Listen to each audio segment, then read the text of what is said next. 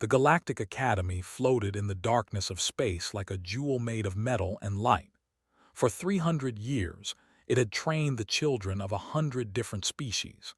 The station was called Helios 9, and it was the most famous school in the known galaxy. On this particular morning, the students gathered in the main hall. They whispered to each other in dozens of languages. The stood tallest, their bodies made of living crystal that caught the light and scattered it into rainbows. The clicked their mandibles nervously, their insect-like forms shifting from foot to foot. The sat perfectly still, their pale faces showing no emotion, though their minds touched each other in silent conversation. They were all waiting for the same thing. A human was coming. Humans were new to the galaxy. They had only discovered faster-than-light travel 2 generations ago. Before that, they had been trapped on their single planet, fighting each other and barely surviving. The other species considered them primitive, dangerous perhaps, but only to themselves. They lived such short lives. They broke so easily. The door opened and she walked in. Was not what they expected. She was small by human standards, and humans were already small compared to most species. Her hair was black and tied back in a simple tail. Her face was calm, almost blank. She wore the standard academy uniform, but it looked strange on her, like she was not used to clean clothes. There was a scar on her left arm. It ran from her wrist to her elbow, pale against her brown skin. Instructor, a elder with centuries of teaching experience, gestured toward an empty seat. "You may sit there," he said. His voice carried no warmth. Nodded once. She walked to the back of the room, ignoring the stairs. She sat down, pulled out a tablet, and waited. The lesson continued.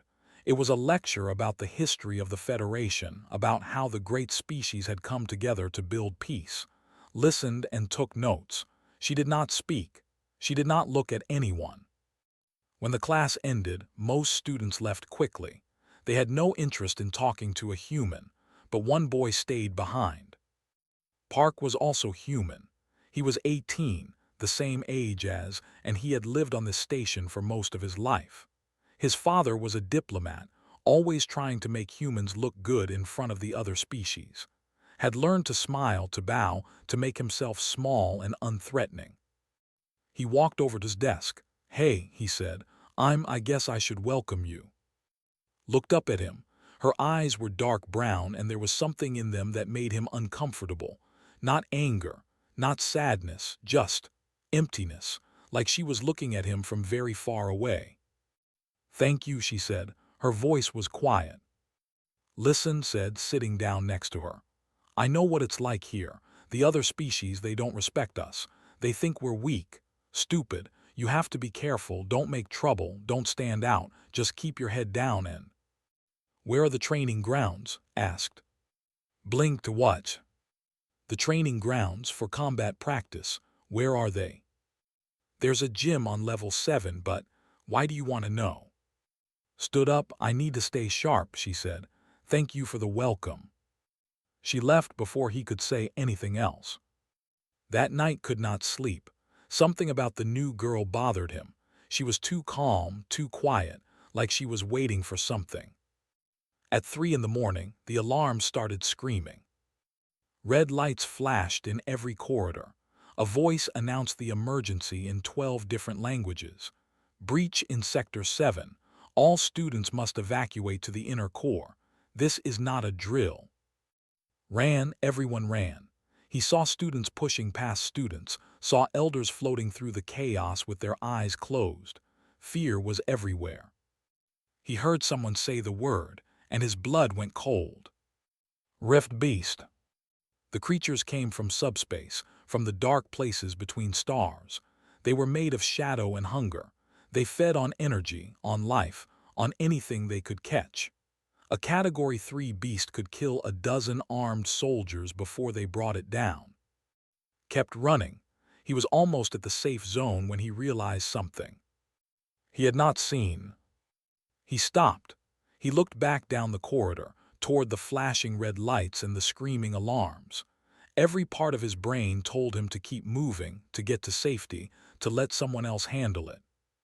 but he pulled up the security feed on his tablet anyway. The footage showed Sector 7. It showed the beast, a mass of darkness 6 meters long, with claws that seemed to exist in 2 places at once. It showed the bodies of 2 security officers on the floor. And it showed a small human girl walking toward it. Had no armor, no gun. She had pulled a maintenance blade from a wall panel. It was meant for cutting cables, not fighting monsters. She did not run. She did not scream. She just walked forward, the blade held loose in her hand, and she waited for the beast to notice her. When it did, when it turned those empty eyes toward her and opened a mouth full of nothing, she moved. Watch the fight. He could not look away. It lasted 11 minutes. 11 minutes of a girl fighting a nightmare with a knife. She was fast, faster than he thought humans could be. She dodged claws that should have cut her in half. She struck at joints, at eyes, at the places where the darkness was thinnest. She got hurt. He saw her fall, saw her get back up, saw blood on her uniform, saw her keep fighting anyway. When security finally arrived, the beast was dying, breaking apart into particles of shadow, was sitting against the wall, breathing hard. Her arm hung at a wrong angle. Her leg was soaked red. She looked up at the officers. "Is breakfast still being served?" she asked. The medical bay was quiet except for the soft hum of machines.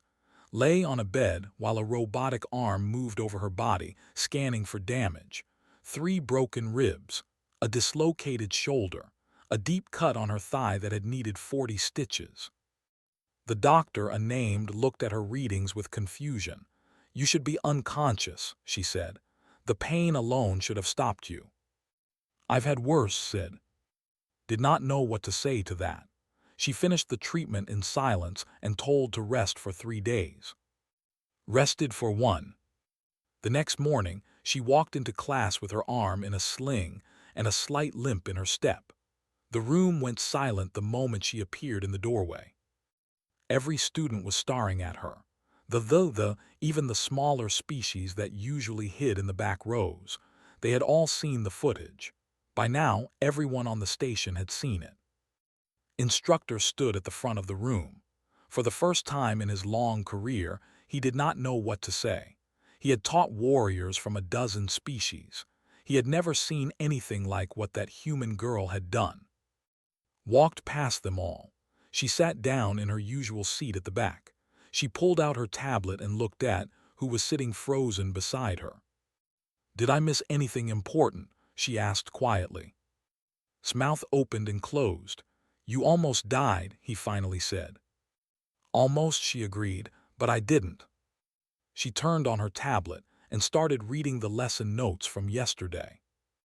The class continued, but nobody was paying attention to instructor.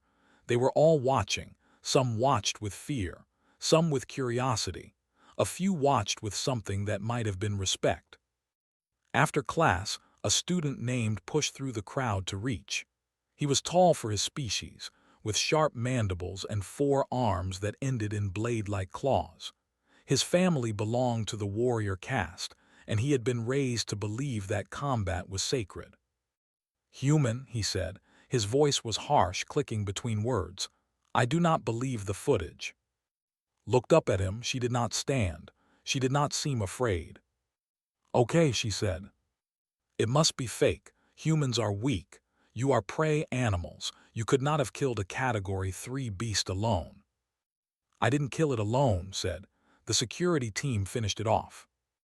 "You know what I mean," leaned closer. "What trick did you use? What technology? Humans are not warriors." Was quiet for a moment. Then she reached up and pulled down the collar of her uniform. On her shoulder there was another scar. This one was round, like something had bitten her and torn away a piece of flesh.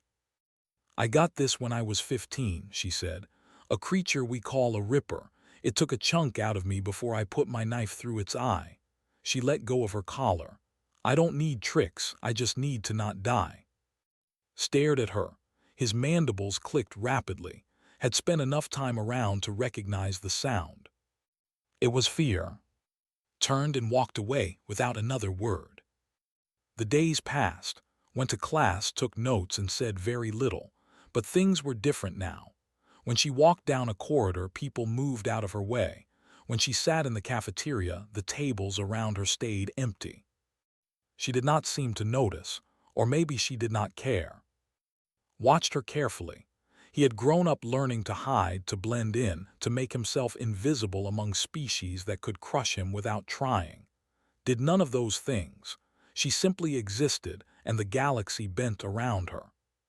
One evening, he found her in the observation deck, looking out at the stars. The station turned slowly, and the light of distant suns moved across her face. "Can I ask you something?" said. "Yes." "How did you do it? The beast, I mean. You're human. We're not supposed to be able to do things like that." Did not answer immediately. She kept looking at the stars.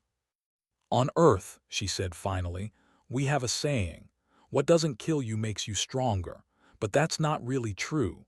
What doesn't kill you just teaches you how to survive the next thing that tries." "That's not an answer." "It's the only answer I have." She turned to look at him. "You've lived here your whole life, safe, protected. You've never had to fight for anything." "That's not fair." "No, it's not." She looked back at the stars, "but nothing ever is." The next morning, another alarm rang through the station. But this time, it was not a beast. Was in his quarters when the announcement came. A ship had been detected approaching Helios 9. It was not responding to communication. It was not slowing down. He ran to the observation deck and found already there watching The ship was visible now, a dark shape against the stars. Then another shape appeared, and another. 3 ships, all unmarked, all heading straight for the station. "Ravagers," someone whispered. Felt his stomach drop. Ravagers were pirates, the worst kind. They attacked isolated stations, killed anyone who resisted, and took everything else. They had destroyed entire colonies. Around him, students started to panic. Teachers tried to maintain order. Security officers ran past with weapons drawn. Stood perfectly still, watching the ships grow larger.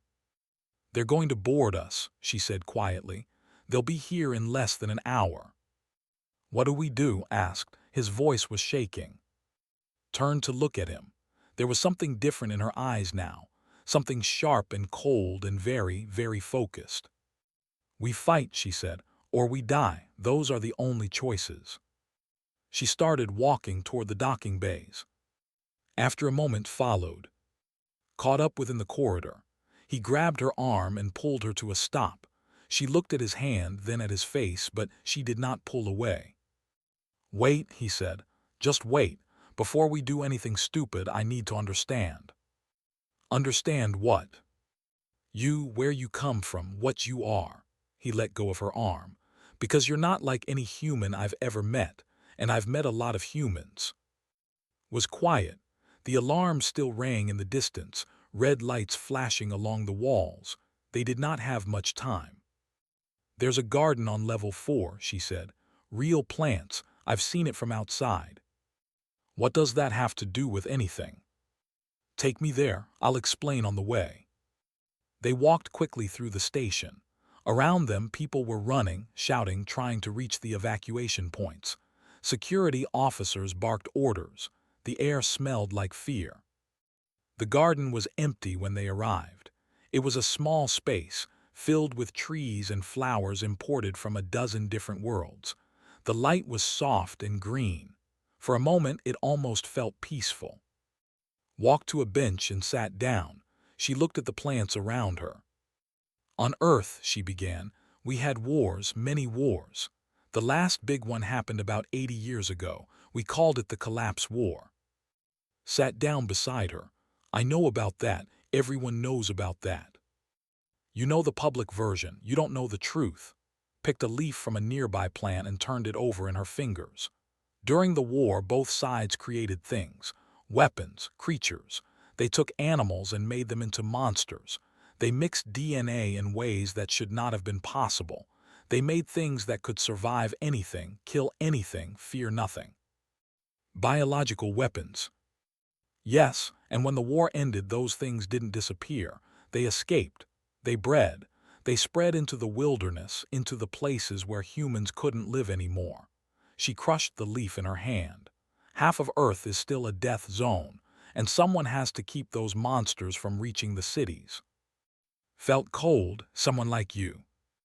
We're called hunters. We train from childhood. We learn to fight, to track, to survive in places that would kill normal people in hours. She looked at him. I made my first kill when I was 14. A thing with 6 legs and teeth like knives. It had already killed 3 adults before I found it. You were 14. I was scared, said. I'm always scared, but fear is just a feeling. You can push through feelings. Shook his head. He had grown up in space, surrounded by comfort and safety. He had never even seen a wild animal, let alone fought one. The idea of a 14-year-old girl killing monsters was impossible, but here she was, sitting beside him with scars on her arms and emptiness in her eyes. Why don't humans talk about this? He asked. Why doesn't the galaxy know? Because it scares people. Stood up and walked toward the exit. When humans first made contact with the Federation, we were desperate. We needed technology, resources, allies. We couldn't afford to be seen as dangerous, so we hid the truth. We showed them our scientists and diplomats, not our soldiers and hunters. But you're here now. You fought that beast, everyone knows. Yes. She stopped at the door and looked back at him. And now we're about to find out what happens when the galaxy sees what humans really are. A new voice cut through the silence. So you finally admit it. They both turned. Standing at the other entrance to the garden was the girl. Her crystalline body glowed with inner light, and her face was hard with anger. Admit what? Asked calmly. That humans are liars. That your entire species has been pretending to be weak while hiding your true nature. Stepped closer. My father is a high commander. He always said humans were suspicious. Now I know why. I haven't lied about anything. You hid the truth. It's the same thing. Considered this. Maybe, she said, but we did it to survive, just like we do everything to survive. His glow brightened with fury. You think survival excuses deception. You think. The station shook. Hard. All 3 of them stumbled as the floor tilted beneath their feet. They're docking, said. His voice was barely a whisper. The Ravagers are here. Through the garden's transparent ceiling, they could see one of the pirate ships. It had attached itself to the station's hull like a metal parasite. Already, hatches were opening. Figures in dark armor were pouring out. Straightened up. The evacuation needs 20 minutes to get everyone to the inner core. Security can give them maybe 5. What about the other 15 minutes? Demanded. Started walking toward the docking bay. That's what I'm for. You're one person, shouted after her. You can't fight 200 pirates alone. Stopped, she turned to look at him with those empty, ancient eyes. I've been one person my whole life, she said. I'm used to it. She kept walking. His hands were shaking. Every part of him wanted to run, to hide, to let someone else handle this. But he thought about what she had said, about fear being just a feeling, about pushing through. He started walking after her. Behind him made a sound of frustration. You're both insane, she said. This is suicide. But she followed them anyway. None of them knew why. The corridor outside the docking bay was chaos. Security officers crouched behind barriers, firing at the armored figures pouring through the breached doors. Energy bolts filled the air with blue fire. The sound was deafening. Pulled and into a side passage. She pressed herself against the wall and watched the battle. They're losing, said. He was breathing too fast, his heart pounding in his ears. Yes, his voice was calm. Security has maybe 40 officers. The Ravagers have 200. Standard tactics won't work. Then what will? Turn to him. You grew up here. You know this station. Every passage, every system, every shortcut. I guess why? Because we're not going to fight them with weapons, we're going to fight them with the station itself. She pulled up a schematic on her tablet. Show me the environmental controls, life support, emergency systems, everything. Stared at her, then he understood. You want to use the station as a weapon. The station is a machine. Machines can be controlled. Now show me. For the next 5 minutes told her everything he knew, where the airlocks were, how to override the fire suppression system, which corridors could be sealed remotely. Listened, asked questions, and built a plan. Watch them both. This is insane, she said again, but she did not leave. You said your body can refract energy, said to her. Explain. My crystalline structure bends light and energy. It's why are difficult to shoot. The beams bounce off us at unpredictable angles. Can you control where they bounce? Hesitated. With practice, I've never tried in actual combat. You're about to get practice. Stood up. Here's the plan. The Ravagers are spreading through the station looking for hostages and valuables. They'll send small groups down each corridor. We don't fight the whole army. We fight them piece by piece. She pointed to the schematic. You'll be in the control center. You'll tell me where the enemy groups are and activate the environmental systems on my command. You're with me. Your job is to draw fire and redirect it back at them. And what's your job? Asked. Smiled. It was not a friendly smile. Whatever's left. They moved, split off toward the control center while and headed deeper into the station. They could hear fighting in the distance, screams and explosions. The first group of Ravagers they found was small. 5 pirates in black armor, dragging 2 unconscious students down a corridor. They didn't see the girls until it was too late. Stepped out in front of them. The Ravagers fired immediately, energy bolts screaming toward her. Her body lit up like a star as the beams hit her crystalline surface and scattered in all directions. 2 of the bolts bounced back into the attackers, dropping them instantly. Came from behind. She had found a metal pipe somewhere and she used it like she had been born with it in her hands. 3 quick strikes, each one precise, each one devastating. In seconds, all 5 Ravagers were on the ground. Stared at her. You're terrifying, she said. Thank you, picked up one of the fallen weapons. Keep moving. His voice crackled in their earpieces. Group of 12 heading toward the medical bay. They're going to cut off the evacuation route. Can you seal the corridor? Asked. Yes, but they'll just blast through the doors. Don't seal it, vent it. There was silence. You mean open it to space? Give them 30 seconds of warning. Anyone still in that corridor when you vent it made their choice. His hands shook over the controls. He had never hurt anyone in his life, but he thought about the students in the medical bay. He thought about what Ravagers did to their prisoners. He activated the warning alarm for that corridor. 30 seconds later, he opened the emergency vents. Through the cameras, he watched 12 Ravagers get pulled into the void. The battle continued, and moved through the station like ghosts, striking where the enemy was weakest, disappearing before reinforcements could arrive. Guided them, activated traps, sealed passages. The station became a maze of death for anyone who didn't know its secrets. The Ravagers started to panic. They had expected easy prey. Instead, they were being hunted. 19 minutes passed. The evacuation was complete. Every student, every teacher, every civilian was safe in the inner core. But the Ravagers kept coming, angry now, desperate for blood. Stood in a corridor alone. She had sent to guard the core entrance. 20 Ravagers faced her, their weapons raised. Surrender, their leader growled. Surrender and we'll kill you quickly. Was bleeding from a cut on her forehead. There was a metal shard embedded in her shoulder. She could barely stand. She raised her weapon anyway. I don't surrender, she said. I don't know how. The leader laughed. Then die, human. Before anyone could fire, the station's lights went out. In the darkness moved. When the emergency lights came back on 3 seconds later, 5 Ravagers were on the ground and was gone. The battle lasted 4 more minutes. Then the Federation patrol ships arrived, responding to the distress beacon. The surviving Ravagers fled to their ships, leaving their dead behind.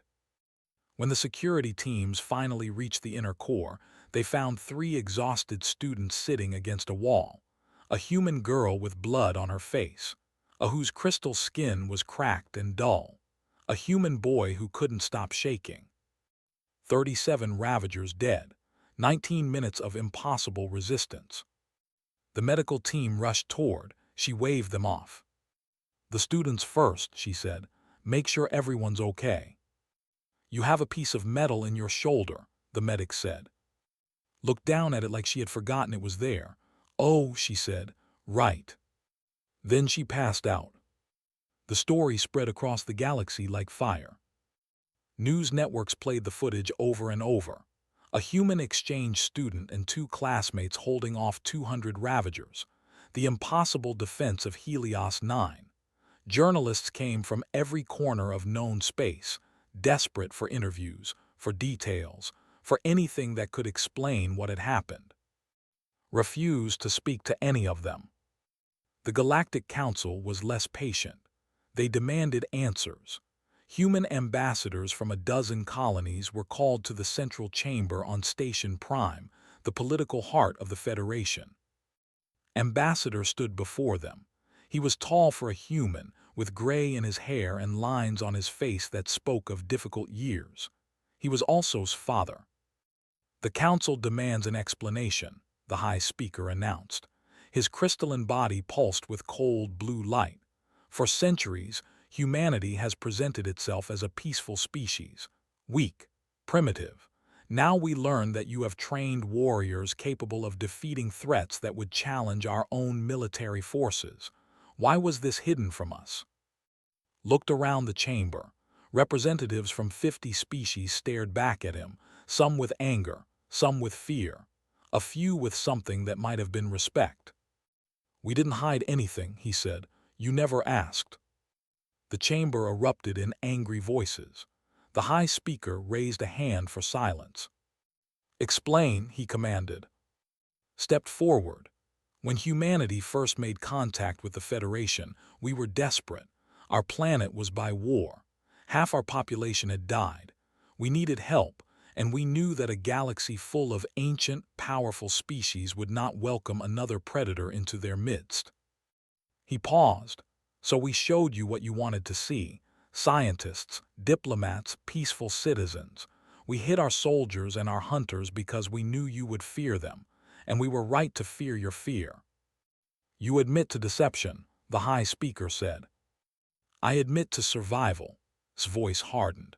"My daughter is not special. She is not unique. On Earth, there are millions like her. People who fight every day to keep the monsters away from our cities. People who grew up learning that death waits around every corner." He looked at each representative in turn. "You look at humans and see short, fragile bodies, a violent history. You decided we were beneath your notice, but you never considered that everything that makes us primitive is what makes us survive." The chamber was silent. "Humans don't win because we're strong," continued. "We win because we don't know how to give up. Our planet tried to kill us for 100,000 years. It's still trying. Every day is a fight. Every breath is earned. And we learned that surrender means extinction." He straightened his shoulders. "My daughter held off 200 pirates with a piece of metal in her bare hands. She did it because that's what humans do. We fight. We bleed. We die if we have to, but we never ever stop." The High Speaker was quiet for a long moment. Then he spoke. "The Council will consider this information. Until further notice, humanity's membership in the Federation remains unchanged. But understand this, Ambassador, we will be watching." "We're used to that too," said. Back on Helios 9, life slowly returned to normal. The damaged sections were repaired, classes resumed, the dead were mourned. But everything had changed. No longer sat with her aristocratic friends. She had broken with them completely after the battle, tired of their whispers and their judgment. Now she sat with and in the cafeteria, asking questions about Earth, about human endurance, about what it meant to be shaped by hardship instead of privilege. "I don't understand," she said one day. "You could have died, both of you. Why did you fight?" Shrugged, "Because someone had to." "That's not an answer." "It's the only answer that matters." Took a bite of her food. "On Earth, we have a saying. The only thing necessary for evil to win is for good people to do nothing. I'm not a good person, but I'm not going to do nothing." Laughed. It was the first time he had laughed since the attack. "That's the most human thing I've ever heard." In the training grounds, approached. The warrior had not spoken to her since he challenged her after the first attack. Now he stood before her with his 4 arms crossed and his mandibles still.